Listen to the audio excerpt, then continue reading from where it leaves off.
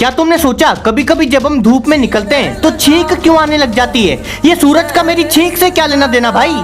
देखो, हमारे फेस पे एक नसों का नेटवर्क होता है जिसे ट्राइजेमिनल नर्व बोलते हैं। तो अब जब भी कोई आलतू फालतू चीज हमारी नाक में घुसती है, ये ट्राइजेमिनल नर्व ब्रेन को सिग्नल भेजती है और ब्रेन बोलता है छींको, इतनी जोर से छींको कि भूकंप आ जाए और वो आलतू फालतू चीज बाहर निकल जाए। अब इसी ट्राइजेमिनल नर्व के बिल्कुल पास में से होके निकलती है एक और नर्व जिसे ऑप्टिक नर्व बोलते हैं। ये आँख से सिग्नल लेके ब्रेन को पहुँचाती है कि हमने क्या देखा। पर किसी किसी इंसान में ये ऑप्टिक नर्व बहुत सेंसिटिव होती है, तो जैसे ही वो एकदम से कोई ब्राइट लाइट देखते हैं, ऑप्टिक नर्व से कुछ सिग्नल ट्राइजेमिनल नर्व में चले जाते हैं और ब्रेन को लगता है नाक में कुछ घुस गया। तो छींको, इतनी जोर से छींको कि भूकंप आ जाए।